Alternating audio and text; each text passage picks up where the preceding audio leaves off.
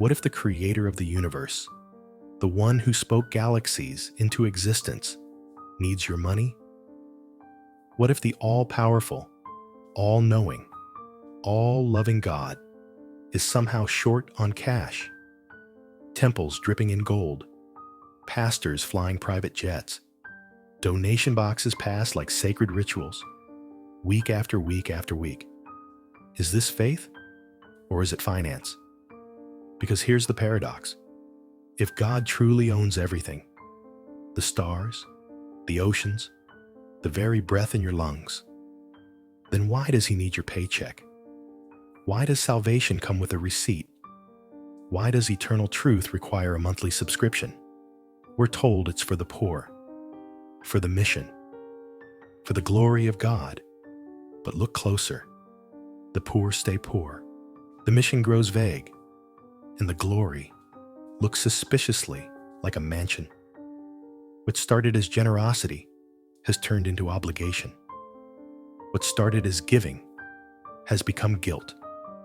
And the question no one dares to ask, the question that feels like heresy just to whisper, is this: does God really need your money? Or is someone hiding behind his name? Because if God is perfect, he needs nothing. And if he needs nothing, then why are we always being asked to give? The contradiction isn't small, it's colossal. And when you follow the money, when you trace the golden thread from your bank account to the altar, the answer becomes clear. This isn't about faith, it's about power. And today, we're going to expose it, piece by piece, lie by lie, dollar by dollar. The truth begins now. It starts early, before you even know what belief is. Before you can spell God, you're told to give. A folded bill slipped into your tiny hand, a donation box waiting near the door, a basket passed down the row, while soft music plays in the background. And you're told, this is what good people do. This is what God wants. At first it feels simple: charity, kindness, helping those in need. But slowly, quietly, the tone begins to shift. Give what you can becomes give what you must. And what was once an act of love becomes an act of fear. It's no longer about helping. It's about obedience. And the word appears: tithing. 10%, not suggested, required. A divine tax, a spiritual invoice, signed by God, delivered by man. They say it's biblical. They say it's holy. But no one tells you where the money actually goes. And no one asks. Because to ask feels like blasphemy. To question the practice is to question God himself. Doubt the system, and you're doubting your faith. Refuse to give, and suddenly your soul is at risk. It's a system built on silence, sustained by fear, protected by guilt. But here's the truth. We're not attacking belief. We're not mocking spirituality. We're not here to tear down what people hold sacred. We're here to ask the question no one will. Is this God's will or man's design? Because the moment faith becomes a transaction, the moment love becomes a ledger, it stops being divine and starts being a business. And it's time we start treating it like one. Long before modern religion wore suits and ties, it wore gold and blood. In the ancient cities of Mesopotamia, Babylon, Nineveh, temples weren't places of quiet prayer. They were banks, warehouses of grain, halls of tribute. The priests weren't humble servants. They were economic rulers. They controlled land, resources, people. And Egypt, even more extravagant. The Temple of Amun at Karnak was one of the wealthiest institutions in the world, not just in gold, but in power. Slaves, livestock, fields stretching further than the eye could see. offerings to the gods, became taxes to the priests. The divine became a pipeline to political control. Now fast forward. Ancient Judaism introduced something new. Tithing, 10% of crops, livestock, or income, given to support the Levites, the priestly class. But even then, this wasn't just spiritual. It was economic infrastructure. And when Christianity rose from its roots, tithing followed. At first, it was voluntary, acts of charity, gifts from the heart. But as the church grew, so did its appetite. By the Middle Ages, tithing wasn't a suggestion, it was law. In parts of Europe, failure to pay meant prison, or worse. This didn't come from Jesus. It came from councils, popes, kings who allied with religion to fund their wars and palaces. And in the Islamic world, zakat and sadaqah were introduced. Zakat, a fixed percentage to help the poor. Sadaqah, voluntary charity from the heart. At first, these were powerful ideas, built on equity, compassion, a reminder that wealth should flow downward, not just upward. But over time, even these noble ideals became tools for institutions, governments, clerics with power. Because when religion touches money, money touches back. And today, the cycle is complete.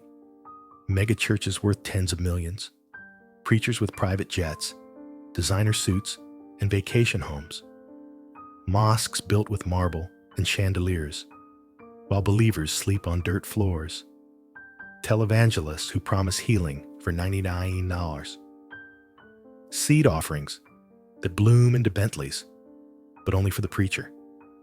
The Catholic Church, once selling indulgences for souls, now holds billions in assets, religious empires, masquerading as faith. This didn't come from God.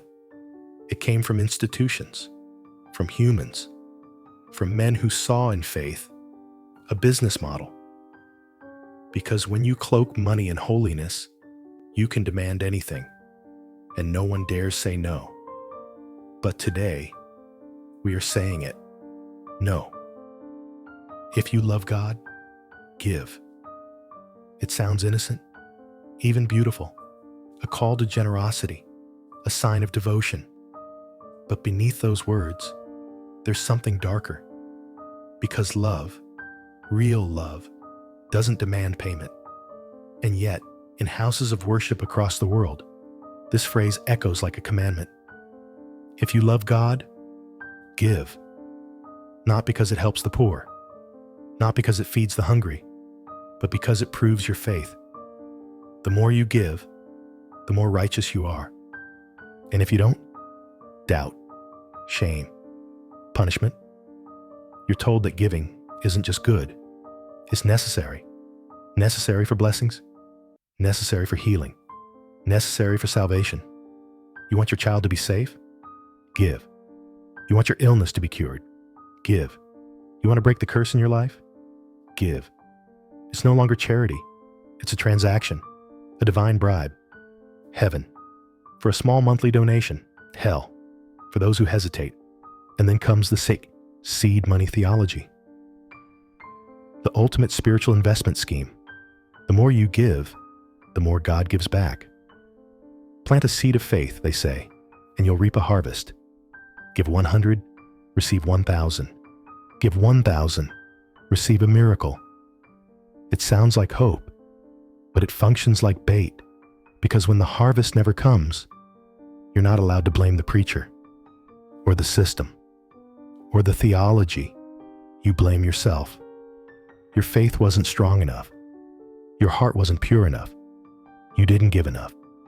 So you try again. You give more. You hurt more. And the cycle deepens. There's a woman in a small village, barely enough to feed her children. But she believes. She hopes. So she gives her last rupee to the temple.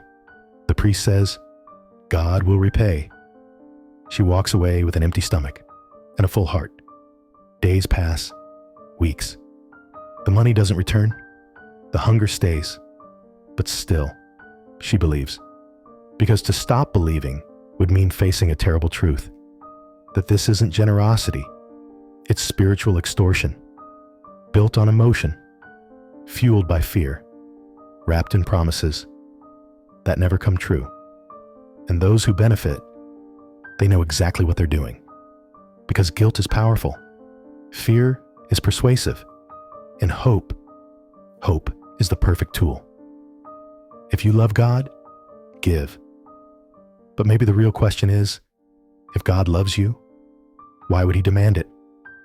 And if love comes with a price tag, was it ever love at all? God is described in 3 words, 3 absolutes, 3 pillars of perfection. Omnipotent, all-powerful, able to do anything, no limits, no needs. Omniscient, all-knowing, aware of every thought, every intention, every struggle.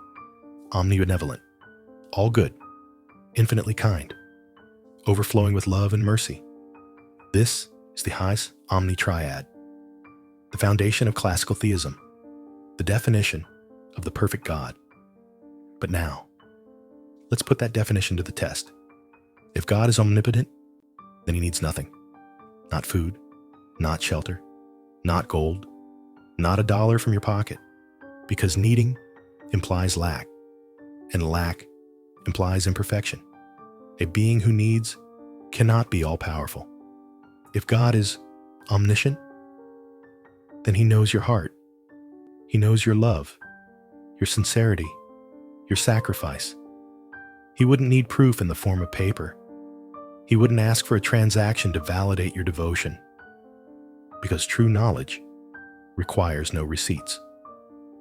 And if God is omnibenevolent, then he is the defender of the poor, the comforter of the suffering, the protector of the vulnerable. He would never pressure the needy to give. He would never demand from those who are barely surviving. He would never link love to a bank transfer. So here's the contradiction. The God who is described as perfect in power, wisdom, and love is also said to demand money. But that demand, it doesn't align with omnipotence. It doesn't align with omniscience. It doesn't align with omnibenevolence. It breaks the definition. It shatters the triad. Because a God who demands from the poor is either not all-powerful, not all-knowing, or not all good. And if he is none of those things, he is not the God they say he is. Which leads us to one inescapable conclusion. Either God is not who they say he is, or someone else wants the money. So where does it all go? The tithes, the donations, the lifelong sacrifices made by believers, week after week, year after year. Let's follow the money. Start with the Vatican, an empire wrapped in robes. Its art collection alone is worth billions. Its properties span continents. Its financial holdings, largely hidden from public scrutiny. Gold-plated chalices, marble floors, cathedrals that stretch into the sky, while the faithful light candles with empty stomachs now move east. Gulf states, where mosques shine with chandeliers worth millions, where carpets are hand-woven from silk and minarets scrape the clouds, not for the poor, not for the hungry, but for prestige, for spectacle. In the United States, the age of the matter megachurch. Massive stadiums disguised as sanctuaries, LED walls, smoke machines, pastors preaching prosperity from behind designer podiums. One televangelist owns a $60 million private jet. Another has a mansion with Uber 13 bathrooms. They say it's a blessing. They say God provides.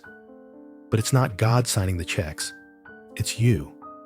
Donations from people who believed, who gave what they couldn't afford, who were told, your miracle is coming. It came, just not for them. And behind the scenes, religious NGOs, Vast international machines of wealth with charitable fronts and hidden bank accounts. Many do real good, but many do not. Because here's the truth. There's very little oversight. No audits, no public ledgers, no requirement to show where the money actually goes. In most countries, religious institutions are exempt from taxation, exempt from accountability, exempt from the laws that govern every other financial system. They operate in the shadows, protected by belief, shielded by fear. And the poor, they stay poor.